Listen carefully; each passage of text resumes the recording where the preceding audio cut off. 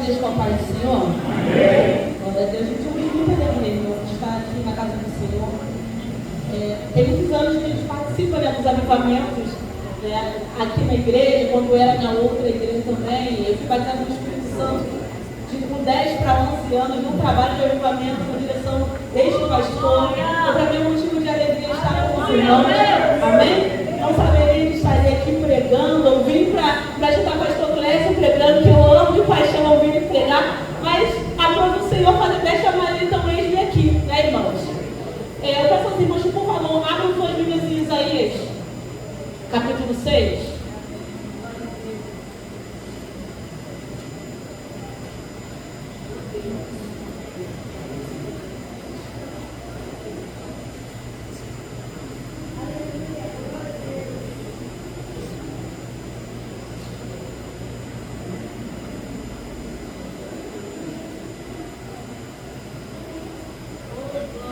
Amém? Amém? Nós vamos fazer menção até versículo 8. A epígrafe diz que Isaías é escolhido e consagrado para profeta. Amém? Eu vou ler o primeiro, os irmãos o segundo, e assim nós vamos até o versículo 8. No ano em que morreu o rei Uzias, eu vi o Senhor assentado sobre um alto e sublime trono, e o seu séquito enchia o templo.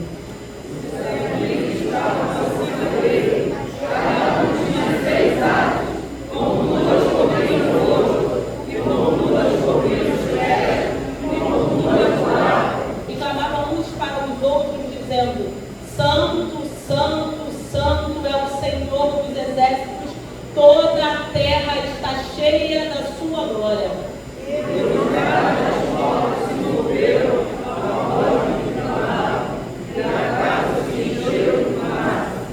Então disse eu: ai de mim que vou perecendo, porque eu sou um homem de lábios impuros e habito no meio de um povo de impuros lábios. Os meus olhos viram o Rei, o Senhor dos exércitos.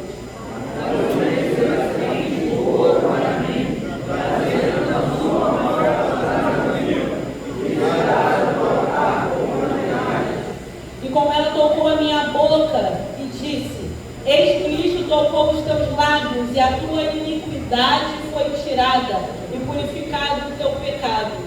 Depois disso, ouvi a voz do Senhor que dizia: a quem enviarei? E quem há de ir por nós? Então disse eu: eis-me aqui, envia-me a mim. Você pode dizer novamente: eis-me aqui, envia-me a mim, no 3, 1, 2, 3. Eis-me aqui, envia-me a mim. Amém? Santa glorificando o nome do Senhor.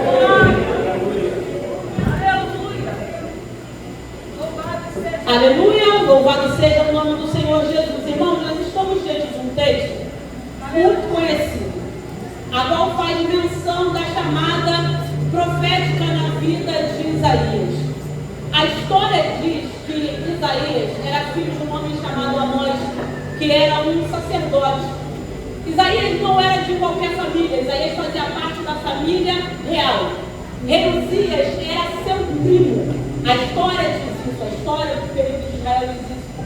O rei Uzias era seu primo, ele fazia parte, ele andava dentro do palácio, ele vivia ali dentro daquele lugar. Para ele era algo normal estar dentro daquele lugar. Mas diferente de algumas outras pessoas, Isaías tinha experiência com Deus. Isaías tinha vivência com Deus. Isaías já sabia quem era Deus, ele via o manifestar de Deus. Aleluia! Aqui no capítulo 1, nós vamos ver isso. Quando está dizendo que o Senhor se revela para ele, visão de Isaías, filho de Amós.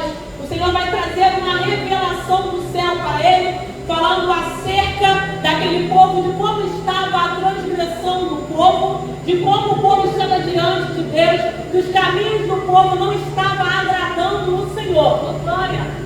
Aos olhos de Isaías, Isaías também seria sucessor do seu pai, com seu pai ser um sacerdote.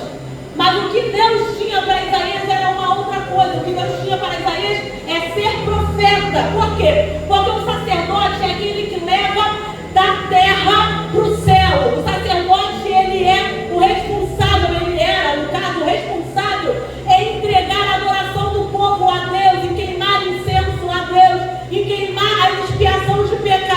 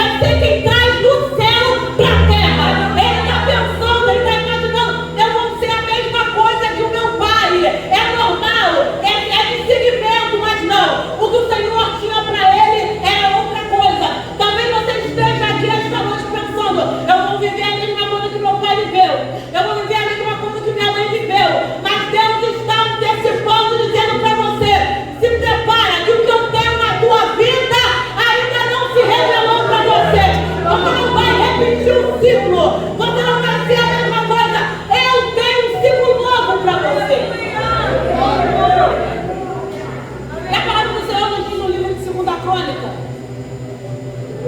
que o rei Uzias fica doente. Ele é atacado, acometido de uma lepra. 2 Crônicas, capítulo 26, diz isso. E por conta daquela lepra, ele morre. O rei Uzias, ele começa muito bem o seu reinado, mas ele vai se perdendo no meio do caminho. E por se perder, e por deixar se corromper, e por deixar se contaminar, o Senhor permite que uma lepra o ataque. E o rei Uzias morre por conta disso. E a morte do rei Uzias vira um marco dentro daquele lugar.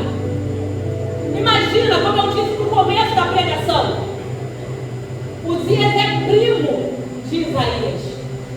Eles tinham um laço, eles tinham uma intimidade.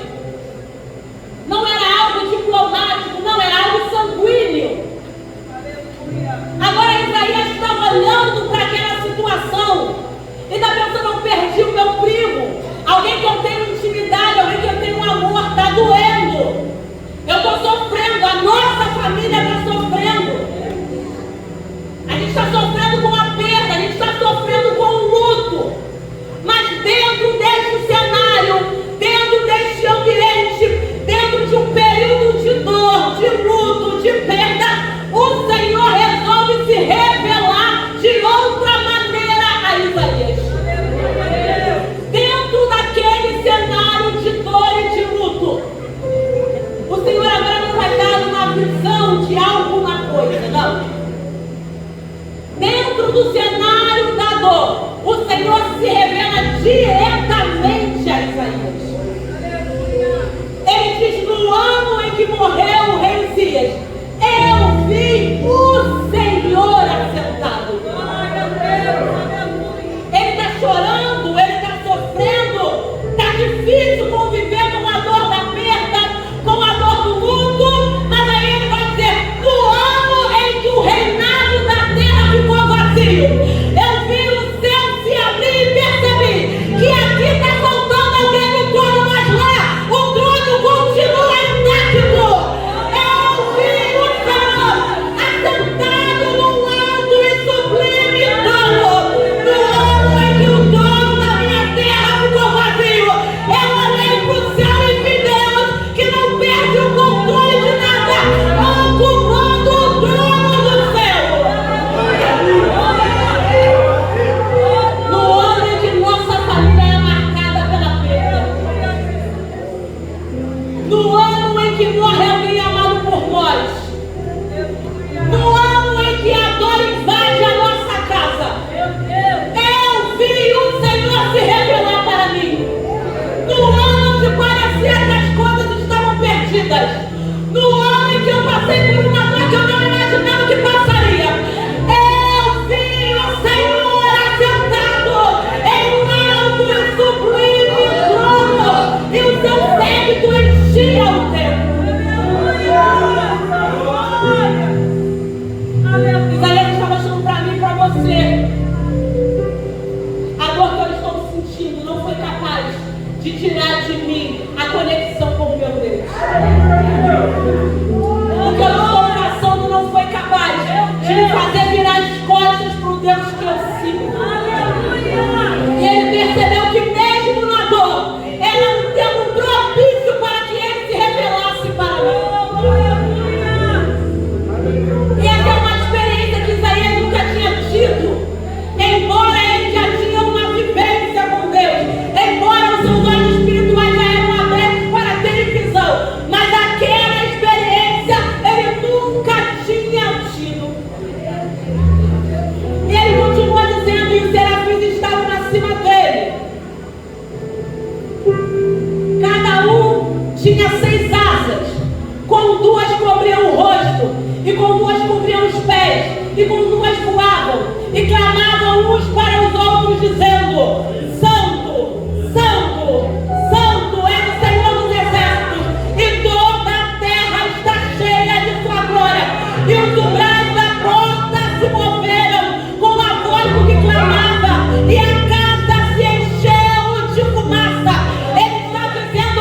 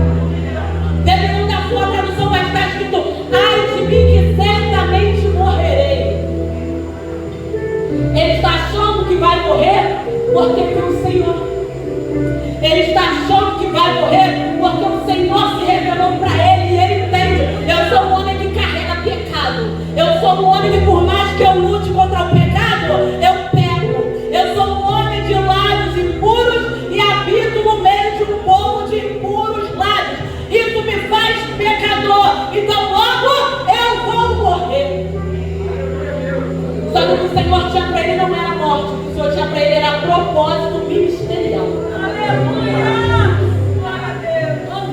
Ele olha e pensa, eu morrerei. E Deus está dizendo, não, você não vai morrer, você vai viver um propósito.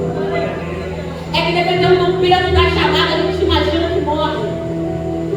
Aquilo pesa muito em cima de Isaías, a visão que ele tem é algo esplêndido.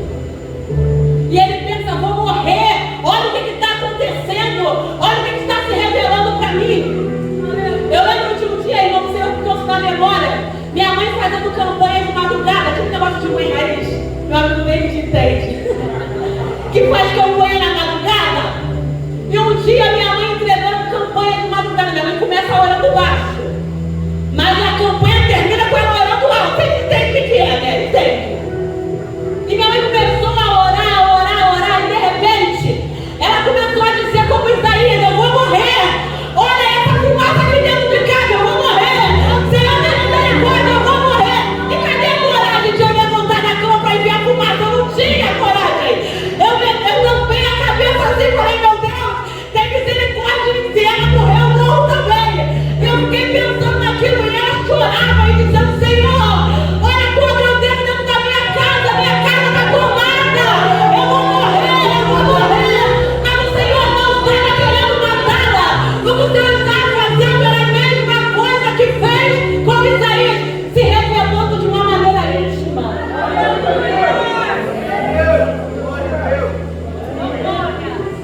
É que às vezes é difícil suportar o peso do propósito, suportar o peso da glória. Só que se a gente conseguir suportar, a gente vai até o fim. Se a gente confiar no que o Senhor disse para nós, nós vamos até o fim. Isaías olha para ele e vai pensar, eu estou cheio de erro, eu estou cheio de pecado. O Senhor não vai me usar, Ele vai me matar. O Senhor não vai mais se revelar para mim. O meu cenário é de dor, o meu cenário é de luta. O que vem na cabeça dele? Se Uzias morreu leproso porque errou, eu que peco também sou o próximo da fila. Ele está se revelando para me levar também. Às vezes a gente se precipita nas nossas conclusões do que o céu quer com a gente. E a palavra do Senhor nos diz que não era isso que o Senhor queria. Não era matá-lo, era usá-lo. Talvez você olha para si mesmo e lembra de todas as coisas que o céu já revelou e quer fazer na tua vida. Mas aí você olha para o teu humano, para o teu eu, e pensa, não, eu não tenho capacidade para isso. Você está igual a Isaías dizendo, ai de mim que vou perecer, porque a minha boca é impura, porque a minha vivência é limitada, porque eu erro, porque eu carrego pecado. E o Senhor está dizendo hoje para você, não, meu filho, não é isso. Se você disser, eis-me aqui, eu purifico o teu pecado e te levanto para você viver aquilo que eu determinei para a tua vida. Talvez você está olhando para si mesmo e está pensando, não, o meu lugar só é na cadeira, o meu lugar só é no banco, eu não tenho capacidade para fazer mais nada. Eu até fui chamado para louvar, mas os erros que eu cometi me impedem de louvar. Eu até fui chamado para pregar, mas os erros que eu cometi me impedem de pregar.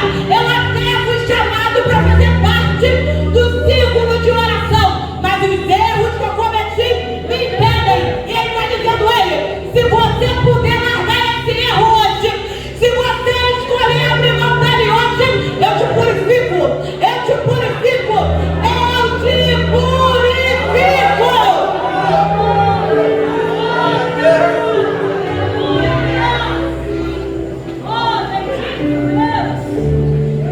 A pergunta é o seguinte, você suporta o peso da visão? Você consegue suportar o peso da visão ou abre mão dela?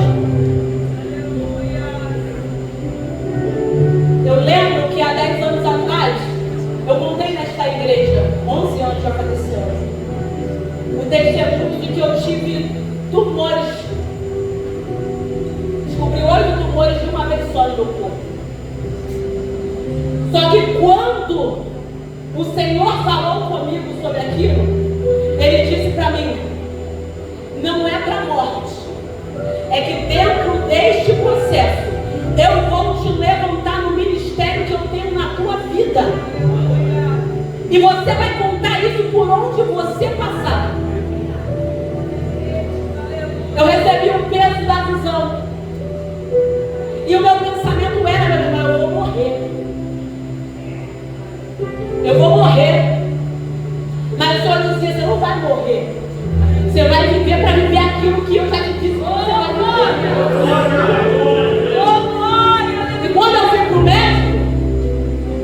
o médico disse: se der maligno, é câncer, você vai ter que tratar. Se der benigno, você vai continuar vivendo com isso normalmente.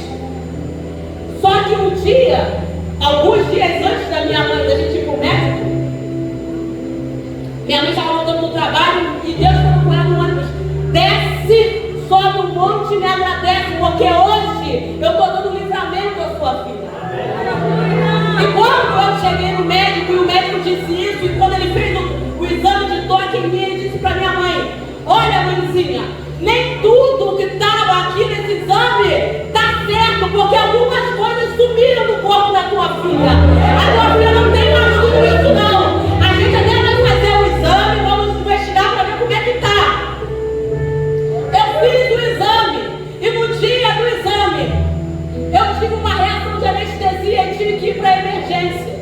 E quando eu cheguei na emergência, eu quase morri na emergência porque ninguém me socorreu, porque acharam que eu estava tendo um aborto. E eu escutei as enfermeiras dizendo: ela entrou tendo aborto, deixa ela aí. E eu quase morri. Mas quando eu quase morri, eu vi a mão do Senhor se estendendo sobre mim. Eu falei com ele ali, a visão já estava indo embora, a audição estava indo embora, mas eu falei com ele na mente. Eu falei: Deus, se o Senhor quiser me levar, me leva agora. Mas se o Senhor não tiver propósito comigo, faça passar tudo isso nesse momento. Imediatamente a minha visão voltou, os meus sentidos voltaram. Eu vi a mão do Senhor sobre mim. O resultado do exame saiu. Não deu maligno. Deu todos os 8 tumores benignos. E uma semana após eu recebi o meu primeiro convite para pregar fora. A Assembleia de Deus aqui no Camarim, o pastor Natanael, um amigo presbítero Cláudio, me convidou para pregar. E eu vi o Senhor dizendo para mim: você não vai morrer. É só para ver se você suporta o peso da visão. É que às vezes o peso da visão ela se revela no período da dor. É que às vezes dentro desse segmento do peso da visão você vai chorar. Só que se você conseguir suportar, algo grande o Senhor vai fazer através de você e em você também. Neste período, dentro desse espaço de 11 anos, eu já descobri outras coisas. Eu tive um outro tumor no pescoço. E eu lembro que quando eu tive um tumor no pescoço, meu pai foi comigo pro médico porque eu disse: isso que não está normal. O pescoço em uma semana cresceu tanto que eu não falava, não comia. Eu estava perto de apresentar o meu TCC na faculdade. E como é que apresenta um TCC se você não fala? E a gente foi pro médico achando que era cachumba. Não é cachumba, procura um outro médico. Chegamos no hospital, na clínica da família. A diretora da clínica me atendeu e disse: não tem nenhum médico para te atender. Volta aqui amanhã, que vai ter um médico aqui, chefe dos residentes. Eu peço ele para te atender. E quando eu cheguei lá no outro dia, ele fez um toque, meu pescoço estava grande, e ele olhou para o meu pai e falou assim: você tem histórico de câncer na família? O pai falou: tem, alguns históricos. E ele disse: sua filha não está com cachumba, sua filha está com tumor no pescoço. E aí você imagina o mundo caindo de novo, porque você lembra de tudo que você tinha passado. E aí a lágrima desce junto. E o médico diz: mas calma, a gente vai entrar com medicação. Dependendo de como for, a medicação vai dissolver. Ou se não dissolver, vão procurar um hospital oncologista para te tratar. E Deus trabalhou tanto dentro disso, irmãos, que o próprio médico me deu a minha medicação. Ele falou: essa medicação é muito cara, você não vai ter como comprar, deixa que eu vou te dar a medicação. E ele me deu a medicação. E eu lembro que dentro desse período eu estava deitada no sofá de casa, porque eu não aguentava o peso da cabeça em cima do pescoço. Chegou um presbítero lá em casa e disse para mim assim: eu vim te convidar para pregar lá na igreja. O pescoço enorme. E eu levantei a mão e falei assim para ele. Eu não sabia nem como é que eu ia pregar, mas eu disse: eu vou. 2 semanas depois eu estava lá pregando para onde agora. Você consegue suportar o peso da visão? Depois de um tempo, quando eu fiz o exame, o médico falou: precisa fazer um exame no pescoço para ver como é que está esse tumor. E quando eu fiz o exame, a médica que fez isso falou para mim: você tem certeza que você teve um tumor no pescoço? Eu disse: eu tenho certeza. Ela falou: quando o tumor diminui, ele deixa uma marca. O teu pescoço está perfeito. Você não tem marca no pescoço. Está tudo normal. Nem parece que você teve um tumor no pescoço. O que eu quero dizer para você: aguenta o peso da chamada. Suporta o peso da chamada. Isaías está olhando para o cenário dele e está dizendo: o tempo é de dor, o tempo é de luto. Eu também morrerei, mas o Senhor está dizendo: tu não vai morrer, tu não vai morrer, tu vai viver e vai viver o meu propósito.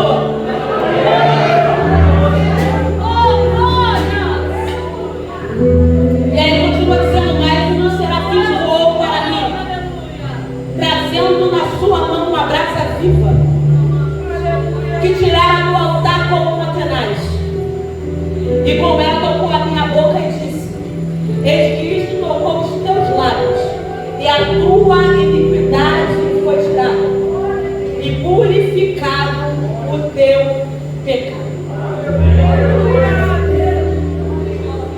O Senhor tem hoje algo para fazer na tua vida. O Senhor quer tocar em você esta noite. A Bíblia diz que Ele pegou uma brasa viva do altar. O anjo desce com uma tenaz, um instrumento de segurar brasa. Porque era uma brasa viva, era uma brasa acesa. A brasa estava fumegando.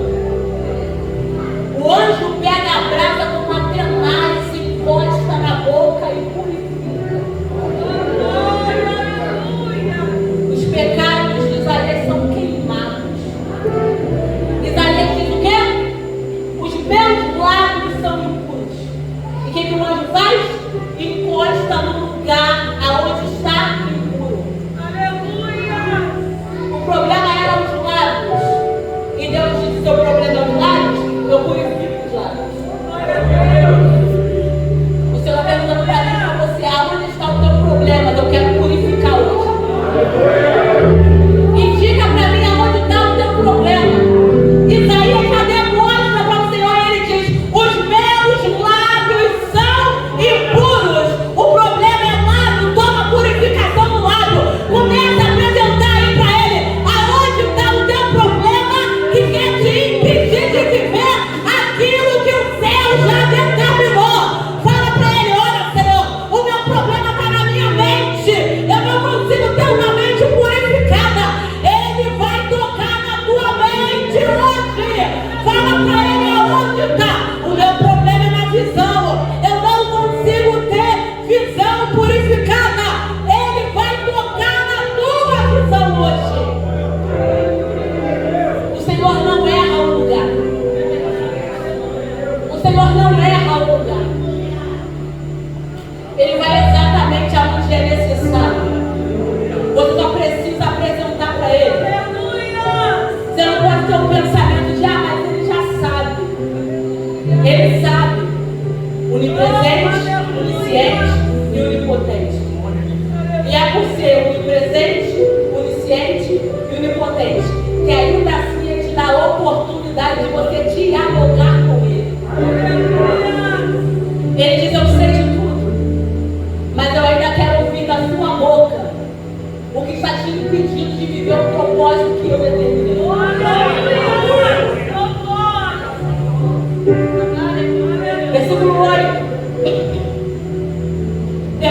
disso, depois o quê? Da purificação dos lábios. Ouvi a voz do Senhor que dizia: a quem enviarei? E quem há de ir por nós? Só tem Isaías no lugar. A revelação é só entre Isaías e Deus. Deus trabalha em Isaías. Mas aí depois Deus joga assim uma indireta, bem direta. A quem enviarei? Imagina aí, Deus está falando assim: quem eu vou enviar? Quem há de ir por nós? Sabe por quê? Porque há algumas pessoas o Senhor impõe. A outras pessoas o Senhor dá a liberdade de se apresentar. Você olha para Jeremias, o Senhor fala com Jeremias que usaria ele como profeta. E quando Jeremias tenta se esgueirar dizendo: eu sou uma criança, ele diz: não diga que tu és uma criança, porque aonde eu mandar você ir, você vai. Ele está dizendo: eu não estou te dando a oportunidade de escolha, muito menos a de se apresentar. O que eu estou dizendo é: eu estou te enviando. Eu não aceito o teu não como resposta. Sabe como Isaías? Ele está mostrando para Isaías: eu quero você. Só que eu estou te dando a oportunidade de ter a hombridade de se apresentar.